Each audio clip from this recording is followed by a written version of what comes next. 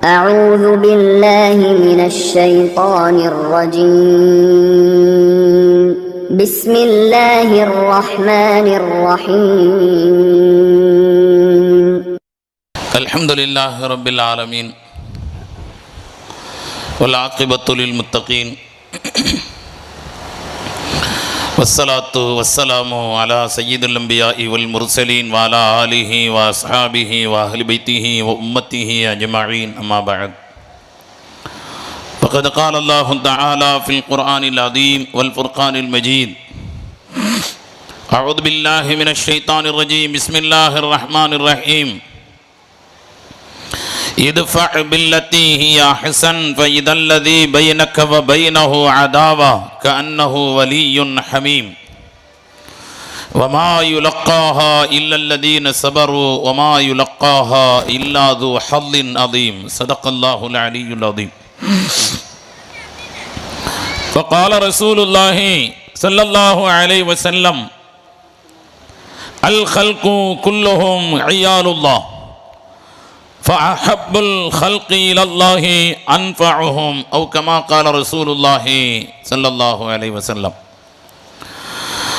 புகழ் அனைத்தும் அல்லாஹ் ஒருவனுக்கே சொந்தம். சலாத்தும் சலாமும் ஹதரத் பெருமானார் ஸல்லல்லாஹு அலைஹி வஸல்லம் அவர்களின் மீதும் அவர்களின் வழி நின்ற நபித்தோழர்கள், தாபிஈன்கள், தபஅ தாபிஈன்கள், ஷுஹதாக்கள், சாலிஹீன்கள், உலமாக்கள், முன்னோர்கள், நல்லவர்கள் நம் அனைவரின் மீதும் அல்லாஹுவின் பேரருளும் பெரும் கிருபையும் என்றென்றும் எப்பொழுதும் குறைவின்றி நிறைவாகட்டுமாக. ஆமீன் ஆமீன்.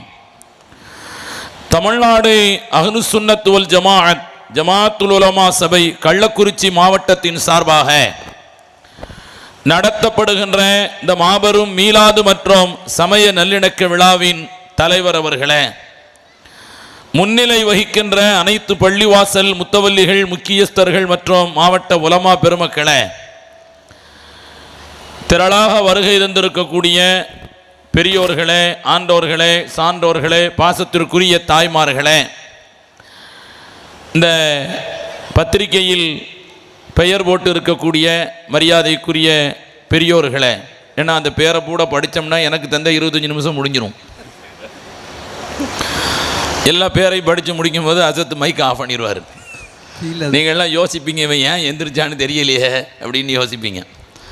எனவே யாருடைய பெயரையும் விடாமல் இருப்பதற்காக வேண்டிய ஆண்டோர்களே, சான்றோர்களே, சகோதர சமுதாயத்தை சார்ந்த போற்றுதலுக்குரிய பெரியோர்களே, மத்திய மாநில கட்சியை சார்ந்த அரசியல் பிரமுகர்களே, உங்கள் அனைவருக்கும் என் அன்பார்ந்த அஸ்ஸலாமு அலைக்கும் வரஹ்மத்துல்லாஹி தஆலா வபரகாத்துஹு. வலைக்கும் ஸலாம் வரஹ்மத்துல்லாஹி. பெரும்பாலும் எங்கள் மாநில ஜமாஅத்துல் உலமா சபையின் தலைவர் மரியாதைக்குரிய அமீருல் உலமா BA ஹாஜா மொயினுத்தீன் ஹஜரத் அவர்கள் சொல்லுவார்கள், குடும்பத்தில் மூத்த பிள்ளையாக பிறந்துவிடவும் கூடாது, கூட்டத்தில் கடைசி நபராக பேச எழுந்துவிடவும் கூடாது என்று சொல்லுவார்கள்.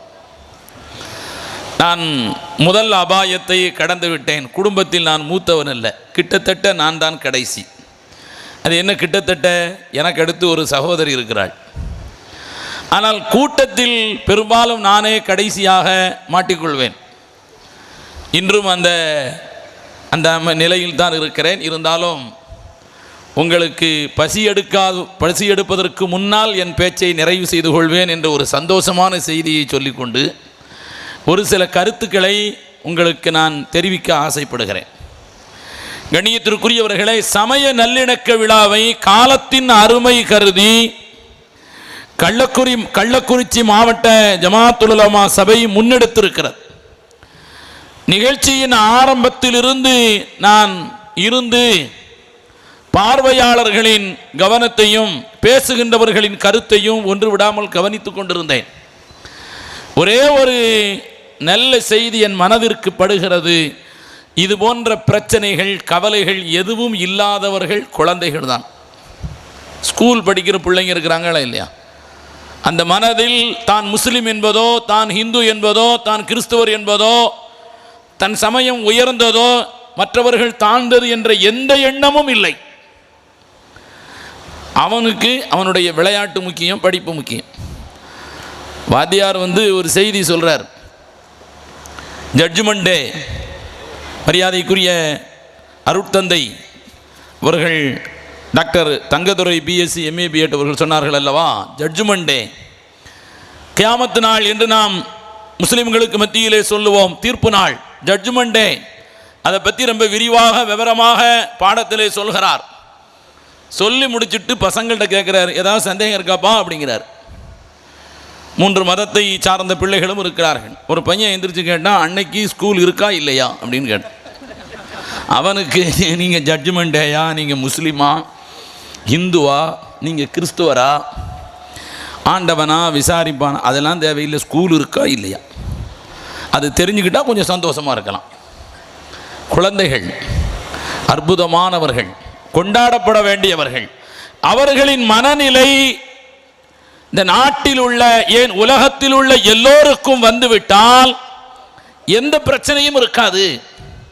அவர்கள் உணவை ஒருவரை ஒருவர் பரிமாறிக்கொள்வார்கள், உணர்வுகளை பரிமாறிக்கொள்வார்கள். என்னுடைய மகன், கடைசி மகன் 11வது வகுப்பு படிக்கிறார். இன்று என்னிடத்தில் நான் இங்கே கிளம்புவதற்கு முன்னால் கேட்டார், என்னோடு பயிலுகின்ற பார்த்த சாரதி என் நண்பன், அவனுடைய சகோதரிக்கு திருமணம், அதனால் நான் காலையிலேயே அங்கே போயிடுறேன் தா என்று சொல்ல பொழுது நான் சந்தோஷப்பட்டேன். இந்த உறவு மரணிக்கும் வரை தொடர வேண்டும் என்று அவரை நான் பாராட்டினேன்.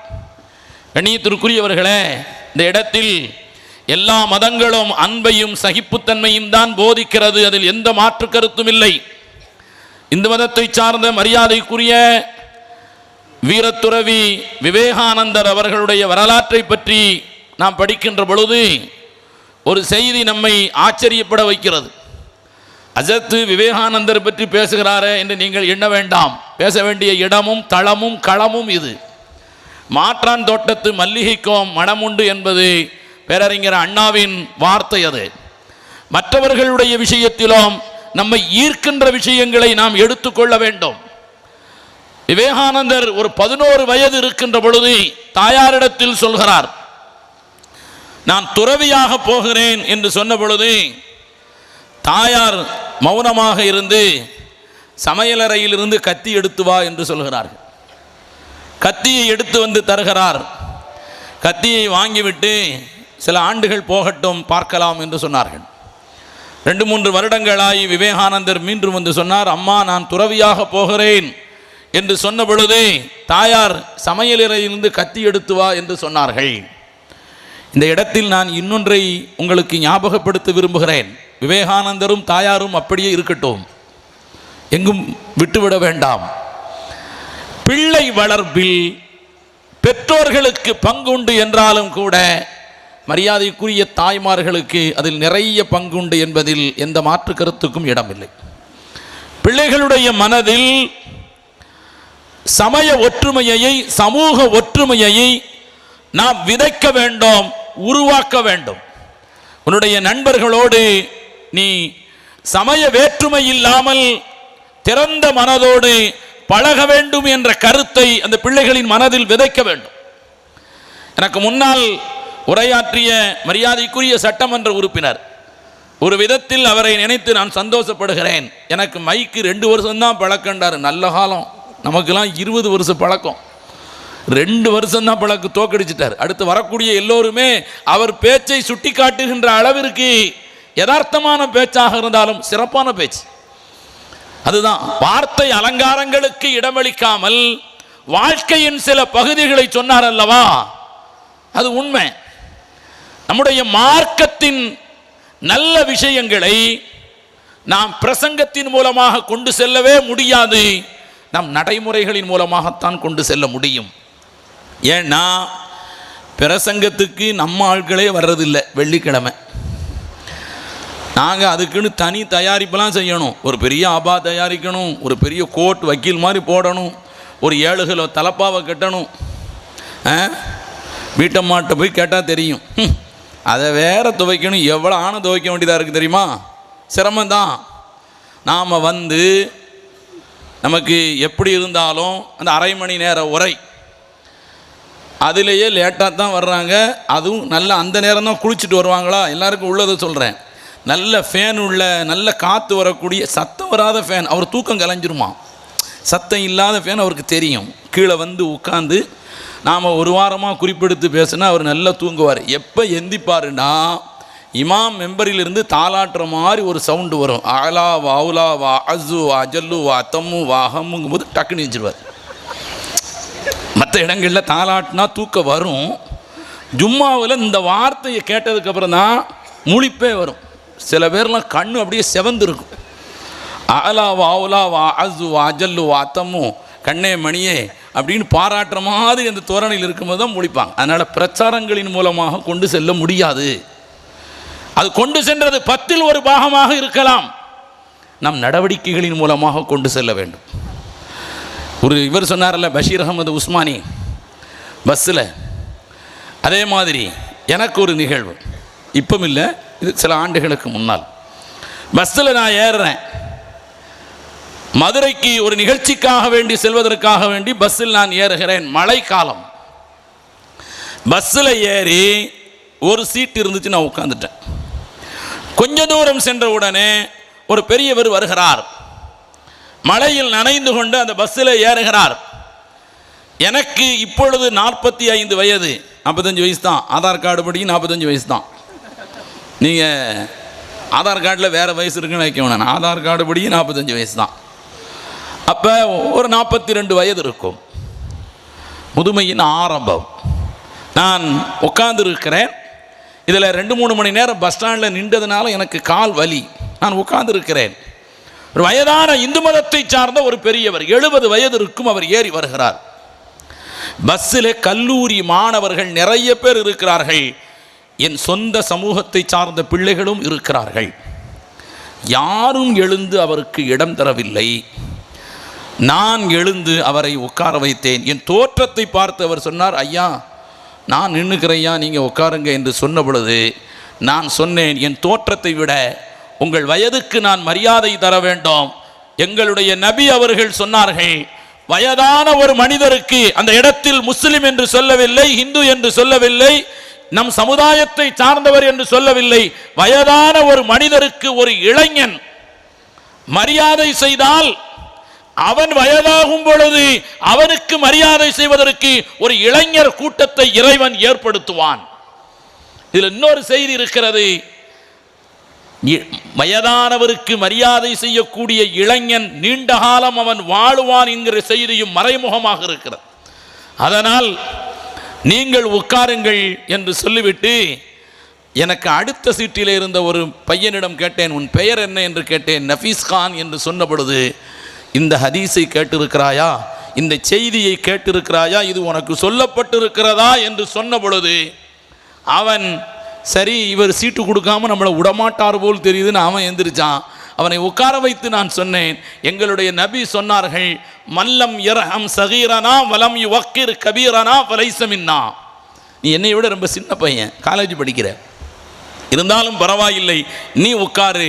எங்களில் சிறியவர்களுக்கு இரக்கம் காட்டாதவரும் பெரியவர்களுக்கு மரியாதை செய்யாதவரும் நம்மை சார்ந்தவன் அல்ல. அவர் யாராக வேண்டுமானாலும் இருக்கலாம். அவர் வயதில் மூத்தவர், அவருக்கு மரியாதை செய்ய வேண்டும். வயதுக்கு இளையவர் நாம் நின்று கொள்ளலாம், அவன் சின்னவன், அவன் உட்காரட்டும். இதுதான் முகம்மது நபியை கொண்டு போய் சேர்ப்பது, உலக சமாதானத்தை எல்லோர் மனதிலும் விதைப்பது.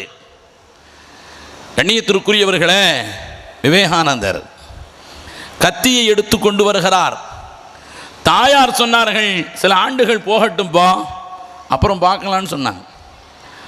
சில வருடங்கள் கழிந்தது. விவேகானந்தர் மீண்டும் தாயாரிடத்தில் வருகிறார். வந்து நான் துறவியாக போகிறேன் என்று சொன்ன பொழுது சமையலறையிலிருந்து கத்தியை எடுத்து வா என்று சொன்னார்கள். விவேகானந்தர் கத்தியை எடுத்து வந்து தந்தார். கத்தியை பெற்றுக்கொண்டு தாயார் சொன்னார்கள், இந்த வருடம் நீ துறவியாகலாம் என்று சொன்னார்கள்.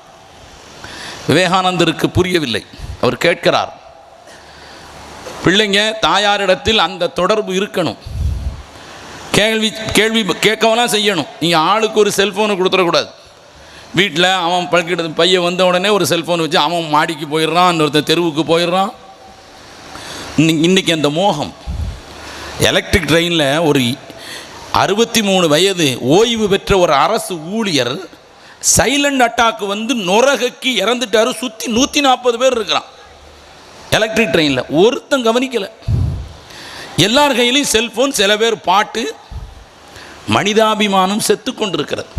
சில நேரங்களில் நீங்கள் பஸ்ஸில் போகும்போது உங்கள் செல்ஃபோனை ஆஃப் பண்ணிவிட்டு காதில் இருக்கிற இந்த இதெல்லாம் எடுத்துக்கிட்டு நீங்கள் ஏஞ்சி பாருங்களேன். நமக்கு அந்த பஸ் என்னமோ கீழ்ப்பாக்க நோக்கி போகிற மாதிரியே இருக்கும். சில பேர் சிரிப்பான், சில பேர் ஆளுவான், சில பேர் அதெல்லாம் கிடையாதுமா, சில பேர் அப்படின்னு தலையில் அடிப்பான். என்னடா இது, மனநிலை பாதிக்கப்பட்டவனோடு சேர்ந்து பயணிக்கிற மாதிரி இருக்குது. நம்ம அப்படி அது மாற்றி விட்டது. பிள்ளைகளோடு பழக்கம் வச்சுருக்கணும். கல்வியை கற்றுக் கொடுக்க வேண்டும், ஒழுக்கத்தை கற்றுக் கொடுங்கள். எனக்கு முன்னால் பேசிய ஒருவர் சொன்னார் அல்லவா, சீரியலை தங்களுடைய அருட்தந்தை தான் சொன்னாங்க, சீரியலெல்லாம் ஒதுக்கிடுங்க, ஏன்னா நீங்கள் பிள்ளைகளுக்கு ஒழுக்கத்தை கற்றுக் கொடுங்கள், பிள்ளைகளோடு தொடர்புகளை ஏற்படுத்திக் கொள்ளுங்கள். நிறைய செய்திகள் உங்களுக்கு தெரியாததையெல்லாம் அவர்கள் கற்றுத்தருவார்கள். எங்களுடைய மறைந்த மருகோம் அல்லாமா கலீல் அஹ்மது கீரனூரி நப்பர் அல்லாஹு மர்கதோஹு அவர்களின் மண்ணறையை அல்லாஹ் ஒளிமயமாக ஆக்குவானாக. அவங்க சொல்கிறாங்க, நம்ம பெரும் பெரும் மேதைகளாக வால்யூம் கிதாபுகளை எல்லாம் நம்ம படிச்சிருவோம், சின்ன பையன்ட்ட தோற்றுருவோம். அவங்க பேத்தி ஒரு புள்ள சாப்பிடாம அசத்தை பார்க்க யூசுஃபியா மதரசாவுக்கு வந்துருச்சு. பாட்டி ஃபோன் அடிக்கிறாங்க, பேத்தி சாப்பிடாமல் வந்துட்டு அவளை கூப்பிட்டு பேசுங்க. அசத்து வந்து அந்த பேத்தியை கூப்பிட்டு கேட்குறாங்க, என்னம்மா சாப்பிட்டியா? சாப்பிட்டேன். எத்தனை இட்லி ஒரு இட்லி. உனக்கு வயசு எத்தனை? அசத்து. பெரிய பெரிய பெரிய ஆளுகளுக்கெல்லாம் அசத்து மாமேதை. 6 மொழிகள் தெரிந்த ஒரு மகத்தான பேரறிஞர். கடல் போன்ற மாநாடுகளில் தங்குதடை இல்லாமல் மணிக்கணக்கில் உரையாற்றக்கூடிய மகா பெரியவர். அந்த பிள்ளையை கூப்பிட்டு கேட்குறாங்க, உனக்கு வயசு எத்தனை? 4 வயசு 3 வயசு. அப்போன்னா ஒரு 3 இட்லியாக சாப்பிட வேணாமா அப்படின்னு கேட்ட உடனே அந்த பிள்ளை கேட்டுச்சா, ஓ வயசு எத்தனைன்னு கேட்டுச்சான். போச்சுரா, எதிர்பாராத தாக்குது, திடீர் தாக்குது. இப்போ 56ன்னு சொன்னால் 56 இட்லி நீ திம்பியான்னு அது கேட்கும். என்ன செய்கிறது? ஆட்கள்லாம் இருக்காங்க அஜர்த்து. சரி உன் பேர் என்ன? என் பேரெலாம் இருக்கட்டும், உனக்கு எத்தனை வயசுன்னு 2வது கேட்க அந்த பிள்ளைங்க விவரமானவன், நீங்கள் சொன்னால் பிக்கப் பண்ணிக்கிறவான். தெளிவானவர்கள். எந்த வஞ்சகம், சூது, கபடு எதுவுமே இல்லாத ஒரு மகத்தான ஒரு செல்வங்கள். அதற்கு ஒழுக்கங்களை கற்றுக் கொடுங்கள், ஒழுக்கங்களை கற்றுக் கொடுங்கள். நிறைய செய்திகளை பரிமாறுங்கள். அவர்கள் எதிர்காலத்தில் நாம் வளர்ந்துட்டோம். நமக்கு இனி எவ்வளவு சொன்னாலும் நம் ஏற்கனவே என்ன மனதில் புதைத்து வைத்திருக்கிறோமோ அதுதான் வளர்ந்து மரமாக நிற்கும்.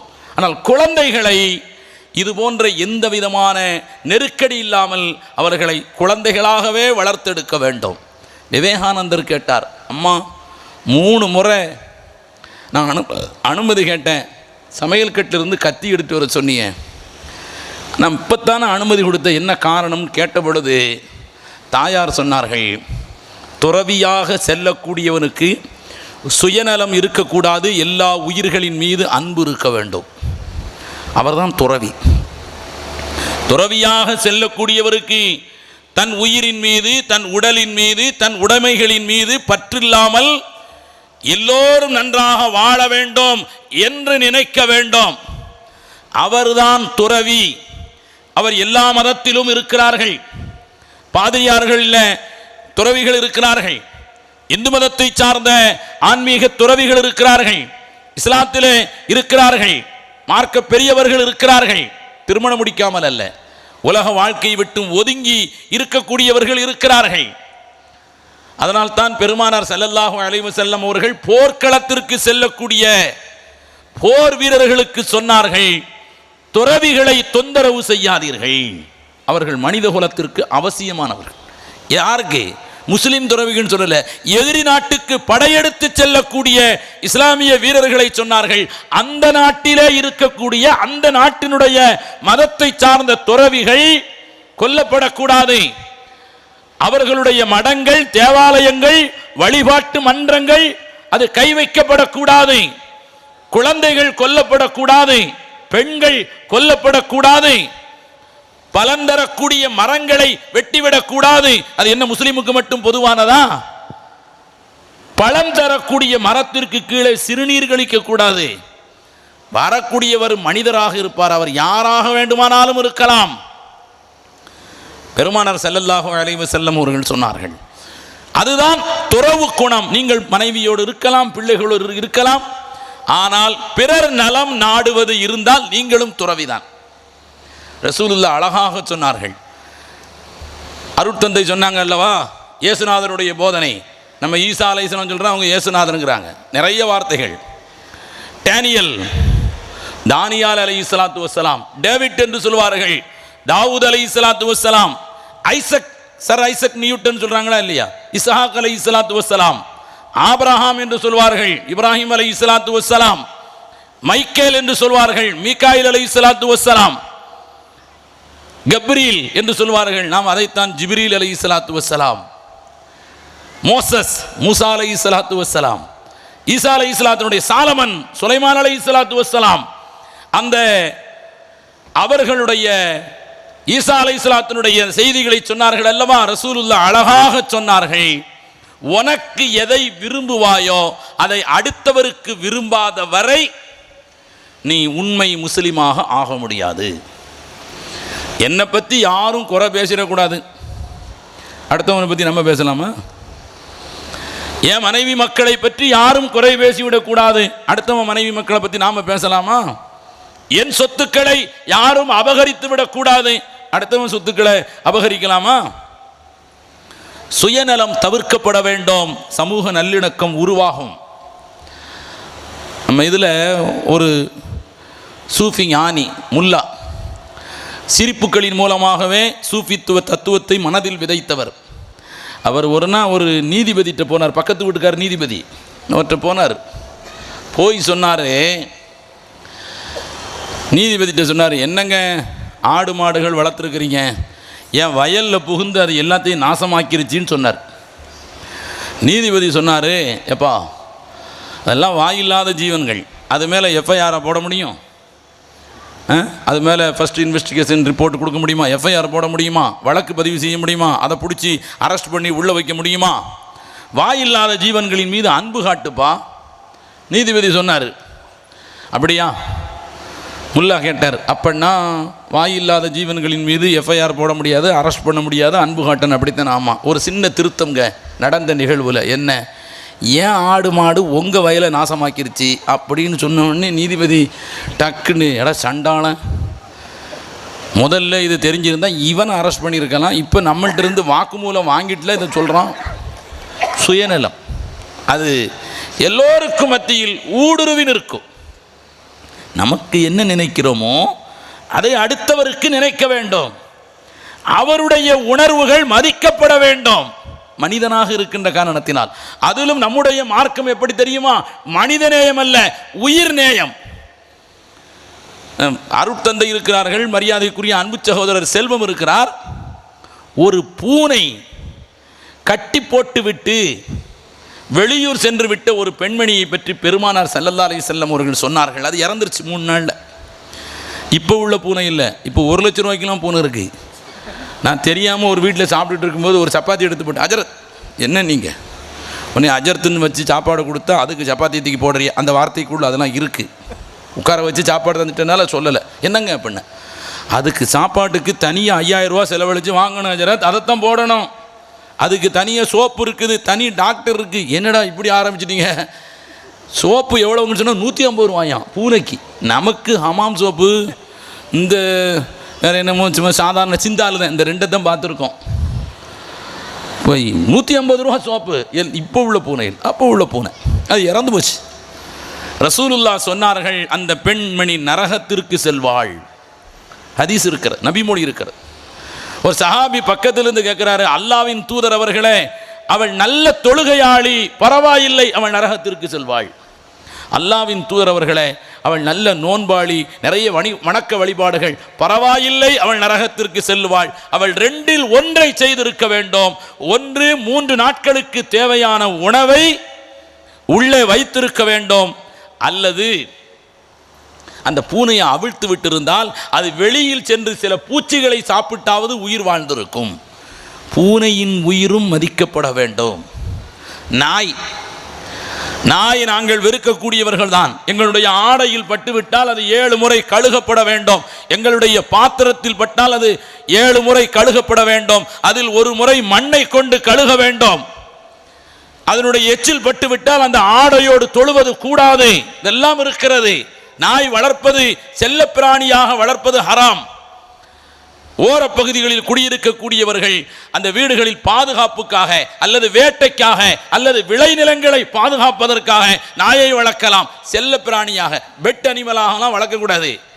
ஆனால் அந்த நாய்க்கு தண்ணீரை கொடுத்த ஒரு பெண்மணி, அதுவும் விபச்சார பெண்மணி, அவள் தகலத்தில் ஜன்னா, சொர்க்கத்திற்கு செல்லுவாள் என்று சொன்ன பெருமானார் ஸல்லல்லாஹு அலைஹி வஸல்லம் நாயின் மீதும் பூனையின் மீதும் காட்ட வேண்டிய பரிவை மக்கள் மீது காட்டாமல் இருக்கலாமா? இந்த மார்க்கம் அதை போதிக்குமா? சிந்தித்து பார்க்க வேண்டும்.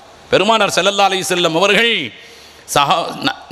தன்னுடைய தோழர்களோடு அமர்ந்திருந்தார்கள். ஒரு ஜனாசா ஒன்று வந்தது. அந்த வழியாக நபி எழுந்து நின்றார்கள் அந்த பிரேதத்திற்கு மரியாதை செய்வதற்காக.